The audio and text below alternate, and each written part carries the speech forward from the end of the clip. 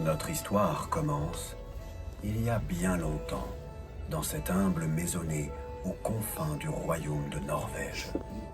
Ici comme ailleurs, nul ne sait véritablement d'où vient Noël, sauf peut-être les bons génies qui, depuis le fond des âges, nous poussent à faire de cette nuit au cœur de l'hiver une fête à nul autre pareil. Mais c'est qui les bons génies? Ça n'existe pas, les bons génies. Hilda! Mais c'est vrai, après il va le chercher partout, le déranger et le Nice va partir. Maman me dit, c'est qui le Nice? Le Nice est un bon génie Tadeusz, un être du petit peuple qui veille sur la maison et les enfants. Mais il habite ici le Nice? Bien sûr qu'il habite ici. Chaque maison a son Nice, caché sous le plancher ou dans le grenier. Mais il ressemble à quoi le Nice? C'est une sorte de petit lutin. Un changeur de forme. Ça veut dire quoi, changer de forme? Ça veut dire que suivant les époques et les lieux où il vit, il peut prendre différentes apparences. Par exemple, dans une petite maison comme ici, c'est un tout petit gnome qui peut se cacher sous le tapis. Alors que dans les maisons comme le château du roi, il peut prendre une apparence humaine et ressembler à un vieux mage. Les Nice peuvent apparaître et disparaître comme bon leur semble.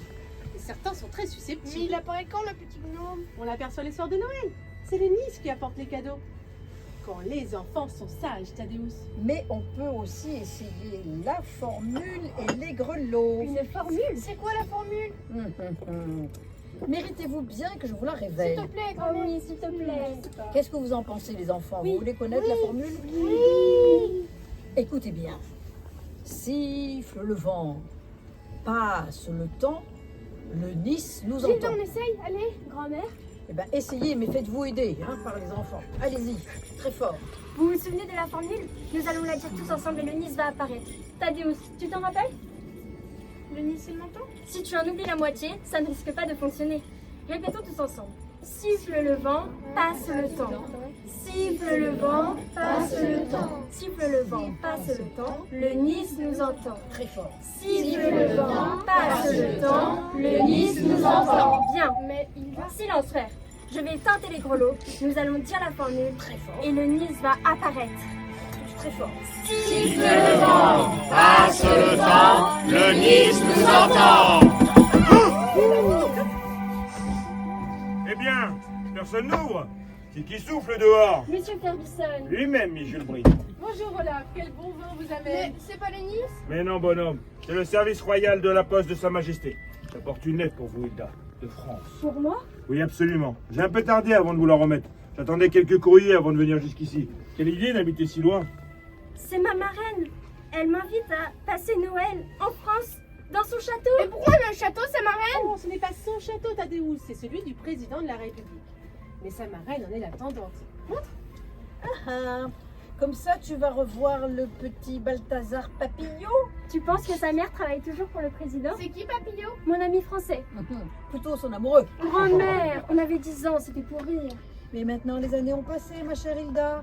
Tu as bien grandi. C'est le fils de la cuisinière du château Tadeusz. Maintenant, plus de questions. Alors comme ça, Jules Brine va passer Noël en France. Fichtre, comme le roi et la reine Maud. Le roi et la reine passent Noël en France. Absolument. Premier voyage d'État de leur Majesté depuis que nous avons pris notre indépendance de la Suède. Qui sait, Jules Brine? Peut-être croiserez-vous le cortège. C'est une chance que vous n'ayez pas attendu plus longtemps pour votre tournée, Olaf. Comment ça? Sa marraine a pris le soin de lui envoyer des billets pour le bateau qui part demain. Demain? Pourriez-vous la reconduire avec vous à Christiana? Bien sûr, il n'y a pas une minute à perdre. Je vous ramène, Hilda. Merci, monsieur Ferguson. Tu n'es pas trop triste, maman, pour Noël? Ne dis pas de bêtises, ma chérie. La petite reine va rejoindre son château. Embrasse bien. Attention, les enfants, il neige dehors. Hilda, n'oublie pas la formule et les grelots, ma Merci. petite. Merci, grand-mère. Bon voyage. Tadeusz, sois sage. En route, Jules Brine. La route est longue jusqu'à votre château. Bon voyage. Au revoir et joyeux Noël.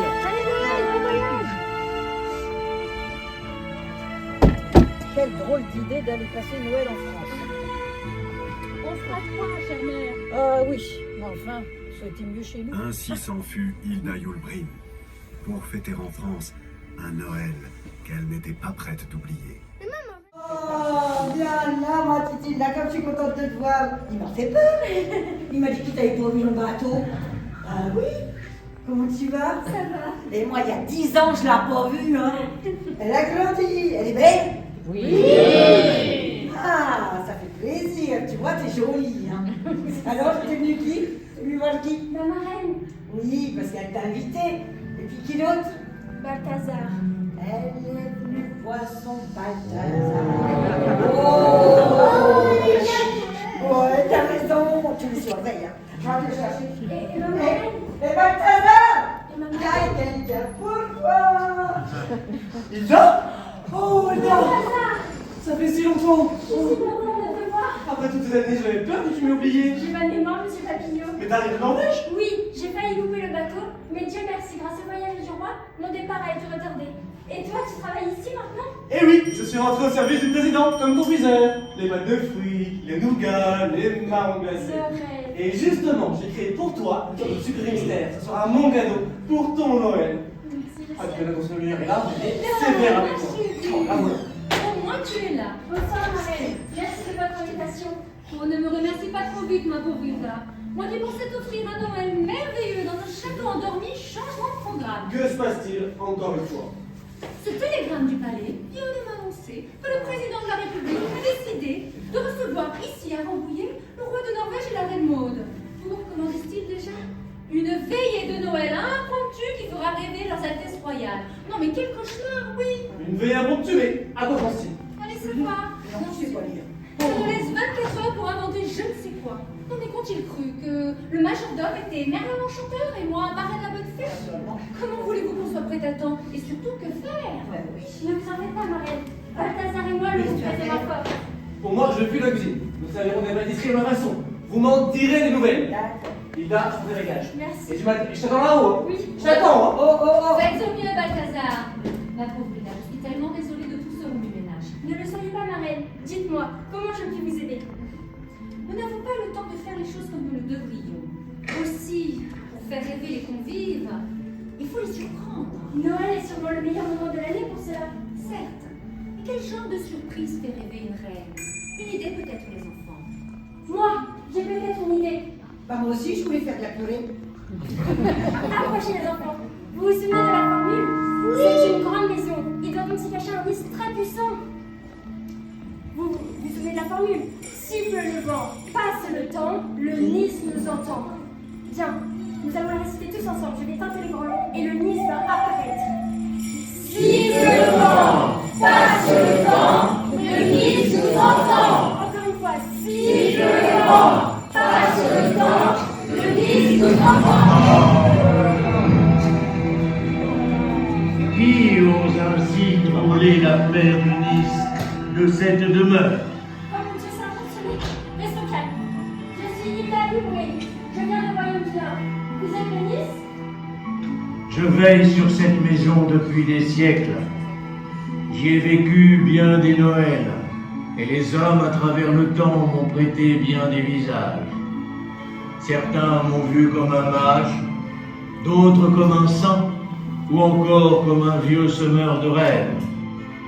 Mais aujourd'hui, les hommes ne croient plus qu'en eux-mêmes, et l'on m'a oublié. Non. Moi, j'ai pensé à vous.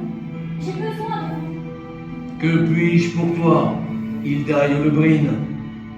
J'aimerais savoir comment faire rêver une reine le soir de Noël. Ah!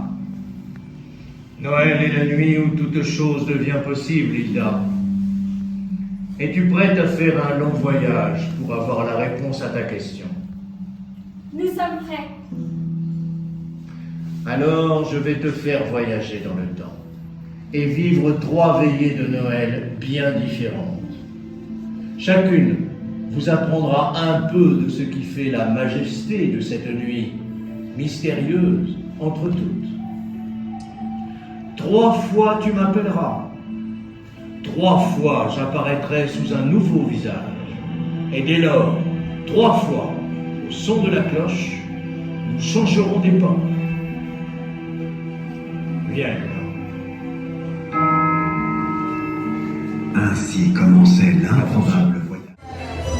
Est-ce que vous avez vu la reine? Non. Ouvrez l'œil, Richelieu est ici. Ah, Richelieu est ici, le roi et La la reine reine ne seraient vient. tardés. Mais oui. Ouvrez l'œil, entrez, jeune famille.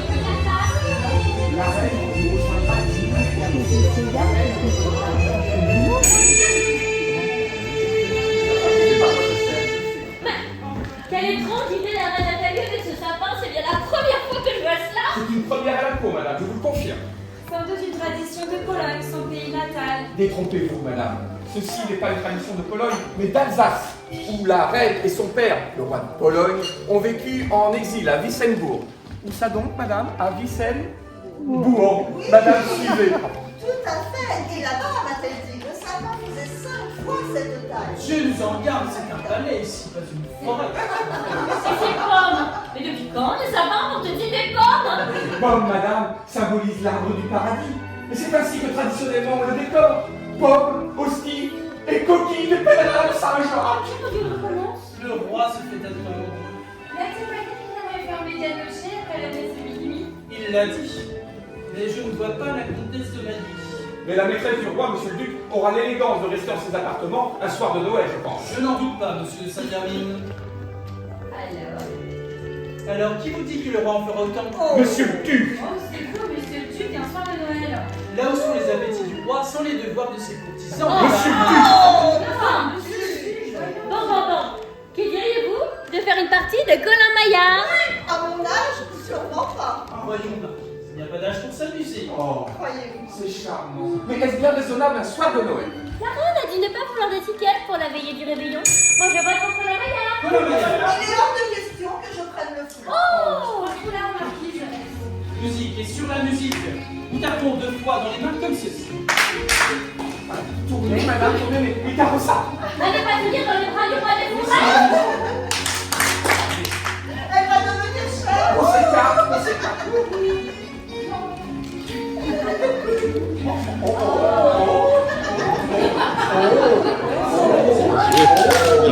Elle va choper. Ah, voici quelqu'un bien fait de sa personne. Non. Pas de perruque ni bijoux. Je sais. Serait-ce mon bon valet? Ou votre jeune amant.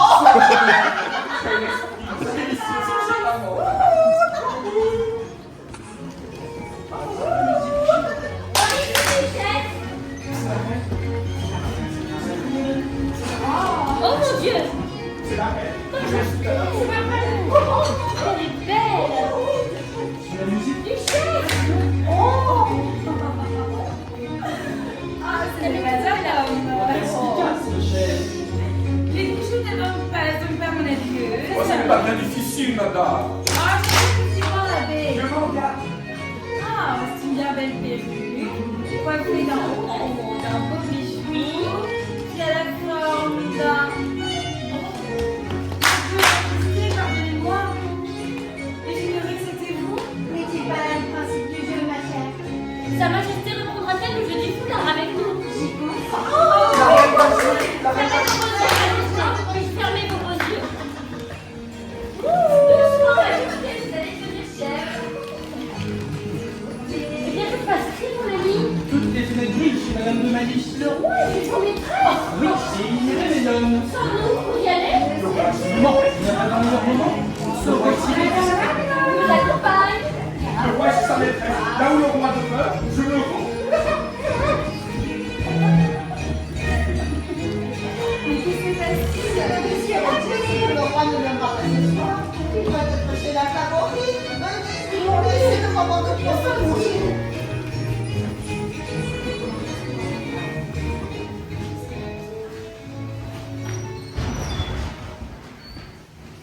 Mais c'est terrible. Ils l'ont tous abandonné un soir de Noël. Il ne faut pas qu'ils s'en aperçoivent et montrent le cœur brisé. Vite, approchez les enfants. Vous vous souvenez de la formule? Siffle le vent, passe le temps, le nid des enfants. Appelons les messieurs. Siffle le vent, passe le temps, le nid des enfants. Siffle le vent, passe le temps, le nid des enfants.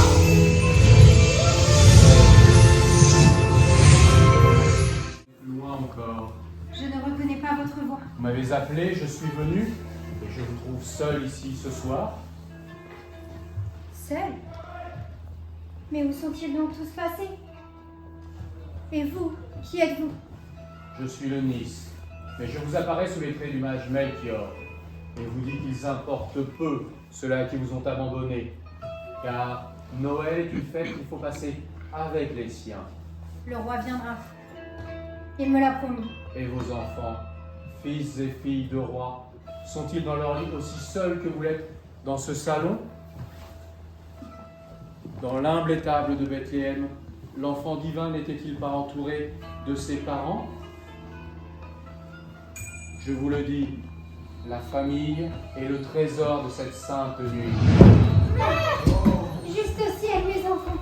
Venez là, mes tout petits. Venez là. Voilà qui est mieux, n'est-ce pas? La famille est presque réunie. Est-ce un rêve? Ce sapin est celui de mon enfance. L'histoire retiendra ce sapin que la première vous avez établi à la cour de France. Un jour, grâce à vous, tous les enfants du royaume se retrouveront en famille le soir de Noël au pied d'un tel sapin. Mais il lui manque pourtant quelque chose d'essentiel. Quoi donc? L'étoile, bien sûr, en souvenir de celle qui, jusqu'à l'étable, guida nos pas à travers les mers et les déserts. Qui est ce maire? C'est un roi mage. J'ai pour nom Melchior. Il y a bien longtemps, Gaspard, Balthazar et moi nous sommes mis en route pour suivre une étoile dans le ciel à la recherche d'un enfant roi. Nous étions chargés de cadeaux pour cet enfant et avons fini par le retrouver emmailloté dans une mangeoire. Depuis, bien des cadeaux sont offerts aux enfants le soir de Noël en souvenir de ce que nous fîmes alors. Tu as donc des cadeaux pour moi aussi? J'ai offert il y a bien longtemps l'unique présent que je possédais à cet enfant. Mais j'ai pensé à vous. Voici mon cadeau. C'est une chose simple et douce comme la nuit de Noël. C'est une orange! Ah oui, une orange! Merci, roi Melchior. C'est un souvenir du long voyage que nous avons entrepris depuis l'Orient. Venez, asseyez-vous. De suivre l'étoile qui brillait au fond de leur cœur. On raconte parfois qu'ils continuaient d'offrir des présents à ceux qui croisent leur chemin. La cour, madame, ne parle que de votre sapin. Sire, vous ici, Ils sont jaloux, donc ça doit être les courtisans. moi qui vous espérais tant. Mais je vous croyais ailleurs ce soir. N'écoutez pas les langues perfides. Pardonnez-moi si je vous ai blessé, et soyez assurés de la place que vous tenez dans le secret de mon cœur. Il me plaît infiniment, madame, d'être ici avec vous, au pied de cet arbre merveilleux, où vous avez eu la bonté de réunir nos enfants. N'est-ce pas la plus belle veillée de Noël qui puisse être? Père, mais que vous offrez une orange? Elle vient du bout du monde. D'accord. C'est le roi mage. Mais pour moi, elle n'a donc rien apporté. Personne n'est oublié le soir de Noël. Voici l'étoile que les mages suivirent jusqu'à l'étable qui abritait la Sainte Famille. Mais pour vous alors? Une famille heureuse et le plus beau présent qui puisse se trouver au pied d'un sapin le soir de Noël. Je ferai mettre cette étoile d'or en haut de ce sapin pour qu'elle vous honore, madame. Ce sera notre bonne étoile et celle de tous ceux, rois, mages ou bergers, qui, comme nous, se réuniront le soir de Noël au pied d'un arbre de lumière.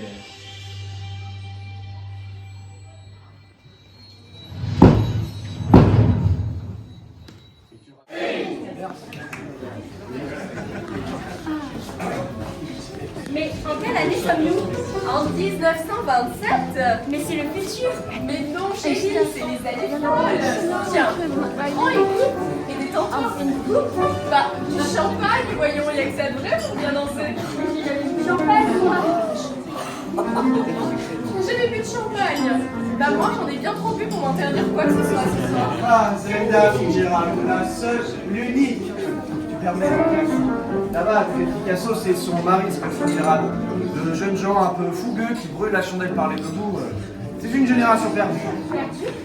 Après la Grande Guerre, comment leur voir. Et toi, petite, comment t'appelles-tu? Hilda Youvrin. À qui est l'honneur? Ernest Hemingway, et appelle-moi Ernie comme tout le monde. Et c'est toujours comme ça ici, Noël?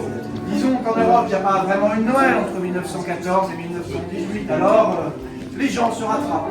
Mais que s'est-il passé? Ouais, tu tombes de la lune, toi. Mais tu as raison. N'en parlons pas ce soir. Cette nuit est trop douce pour la ternir de souvenirs si sombres. C'est incroyable cette musique. On dirait c'est Ouais, c'est Marilyn Williams, la déesse du swing. Elle joue comme une reine et elle chante comme une princesse. Tu serais pas de chanter Jingle Bells ce soir? ça raconte quoi? L'histoire d'un vieil homme en traîneau. Le Père Noël. Bien sûr, le Père Michel. Ours,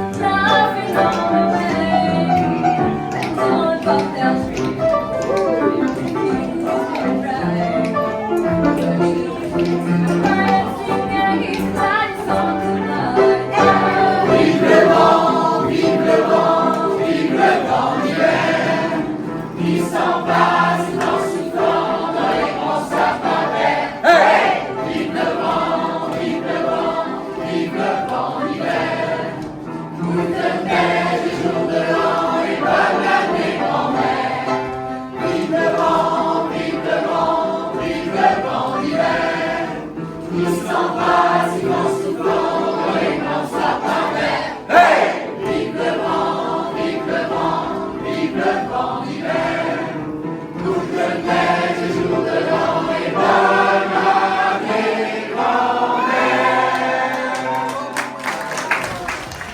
Alors tu n'as jamais entendu parler du Père Noël? Jamais? Le Père Noël, ça vous parle à vous? Oui. Ah voilà, ça me rassure. Alors je vais peut-être lui expliquer, c'est mieux. Oui. Merci. Alors, le Père Noël, petite, c'est comme un semeur de rêves. Il parcourt silencieusement le monde dans la nuit glaciale et il dépose des éclats de bonheur dans chaque maison. Mais son véritable cadeau, comme dit la chanson, c'est les souvenirs de joie qu'il nous laisse. Tu vois, les souvenirs, c'est toute la richesse des hommes au soir de leur vie. Alors, si tu avais une chose à demander au Père Noël, qu'est-ce que ce serait? Ton Noël rêvé. Je voudrais organiser un bal pour surprendre la reine Maud et se marier le roi de Norvège.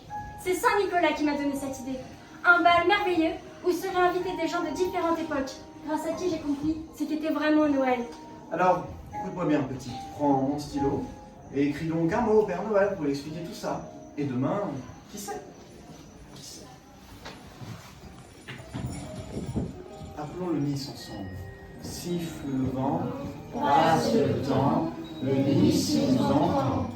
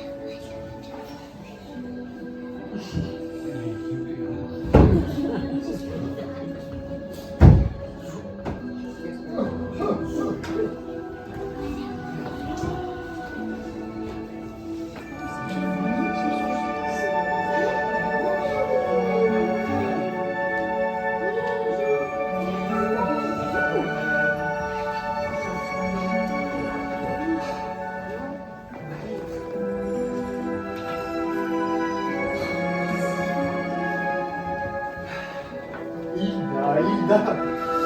Bon, ne bouge pas. J'ai quelque chose pour toi. Alors, il est où? Ah, il est là. Joyeux Noël, Hilda.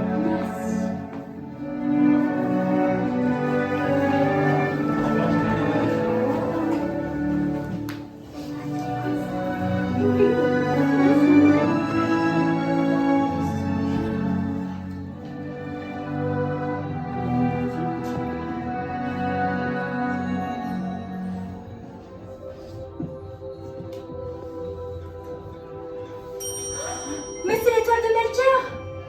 Hilda, Balthazar te cherche dans ton château. Ma reine, j'ai la Oh solution! Hilda, je te cherche aussi partout. Balthazar! Si je te le disais, tu me croirais pas. C'est vrai? Mais je sais tout ce qu'il faut faire pour réjouir le roi et la reine ce soir. Nous allons organiser un bal. Un bal? Oui, au pied d'un grand sapin coiffé d'une étoile d'or. Avec des friandises emballées comme des cadeaux. Mais d'où te vient cette idée, Hilda?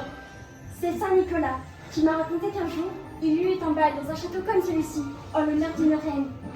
Et un jeune commis eut l'idée d'emballer des pâtes de fruits, comme des cadeaux. Tu vois, les reines Balthazar, elles aiment toujours les balles. Je suis sûre que la reine Maud, la reine de Norvège, elle adore ça. On va le faire, j'ai une surprise pour toi. Viens, suis-moi. Quelle fougue. Ne sont-ils pas adorables? Roland n'a pas fait le ménage ici. Mais qu'est-ce qu'on passe? Hilda avait-elle déjà compris que ce jeu y était avancé quand leurs altesses royales arrivèrent au château? Nul ne se doutait alors de la surprise merveilleuse qui se préparait. Par enchantement, et comme au temps jadis, convives, maîtres et serviteurs d'un autre temps, se pressaient pour honorer Noël. La nuit où tout devient possible. Leurs Altesses royales, le roi et la reine de Norvège, Monsieur le Président de la République française et la Première Dame de France. Bienvenue au château de Rambouillet. Merci pour